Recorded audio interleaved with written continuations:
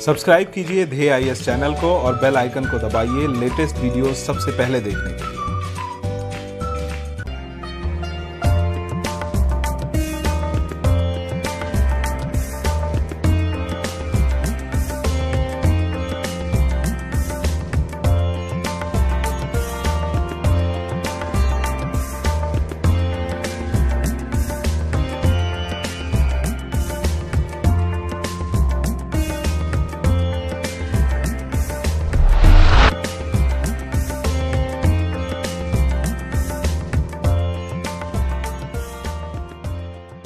पूरी दुनिया को अहिंसा का संदेश देने वाले बौद्ध धर्म के संस्थापक भगवान गौतम बुद्ध, जिनका जन्म वैशाख मास की पूर्णिमा को हुआ था और इसी पूर्णिमा को बुद्ध पूर्णिमा कहा जाता है। देश भर में आज बुद्ध पूर्णिमा का पर्व मनाया गया। बुद्ध पूर्णिमा बौद्ध अनुयायियों के साथ साथ हिंदुओं के लिए भी खास पर्व है, क्योंकि हिंदू धर्म में गौतम बुद्ध को भगवान श्री विष्णु का 9वां अवतार माना जाता है। बुद्ध पूर्णिमा का संबंध बुद्ध के साथ केवल जन्म भर का नहीं है, बल्कि इसी पूर्णिमा तिथि को वर्षों वन में भटकने व कठोर तपस्या करने के पश्चात उन्हें सत्य का ज्ञान हुआ। कह सकते हैं उन्हें बुद्धत्व की प्राप्ति भी वैशाख पूर्णिमा को हुई।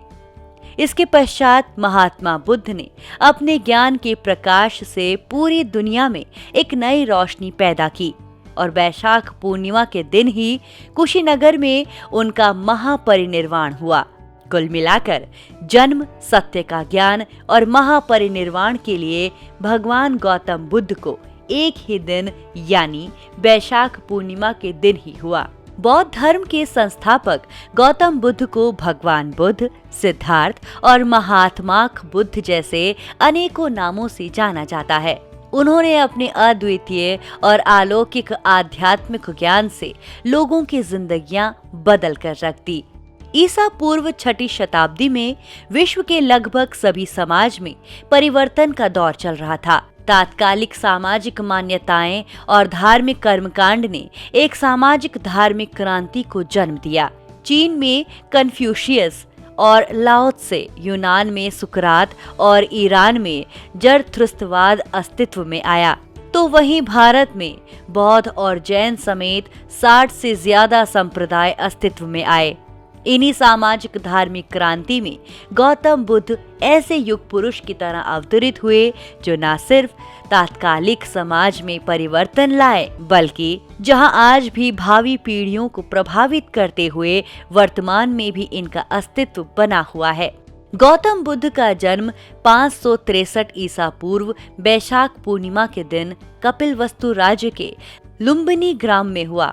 इनके पिता का नाम शुद्धोधन और माता का नाम महामाया था।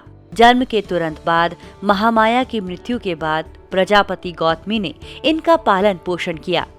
16 वर्ष की आयु में इनका विवाह यशोधरा के साथ हुआ, जिनसे राहुल नाम का पुत्र भी उत्पन्न हुआ।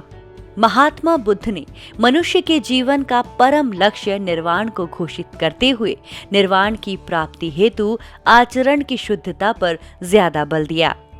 इसके लिए उन्होंने 10 शीलों के पालन को आवश्यक बताया। इसमें शामिल थे अहिंसा, सत्य, अस्तेय, अपरिग्रह, ब्रह्मचर्य, नृत्य और संगीत का त्याग, सुगंधित पदार्थों का त्याग, उस समय पर भोजन का त्याग, कोमल शैया का त्याग, कामिनी कंचन का त्याग। महात्मा गौतम बुद्ध के द्वारा सामाजिक धार्मिक सुधार भी किए गए।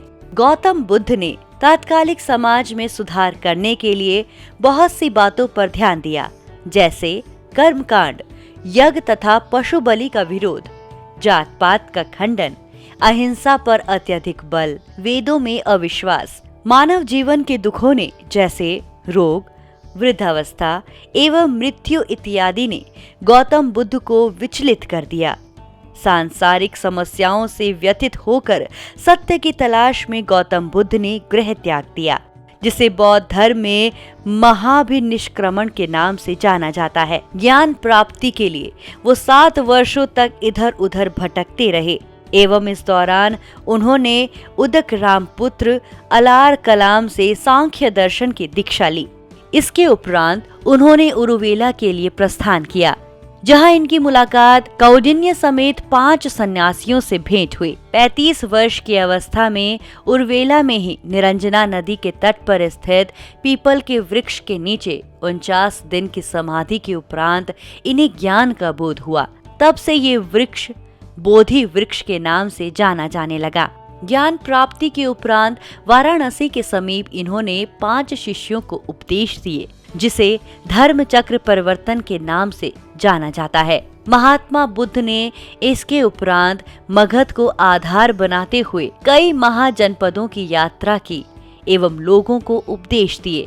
मगध के शासक बिंबसार, कौशाम्बी का उदयन तथा कौशल का प्रसेनजीत महात्मा बुद्ध के अनुयायी थे।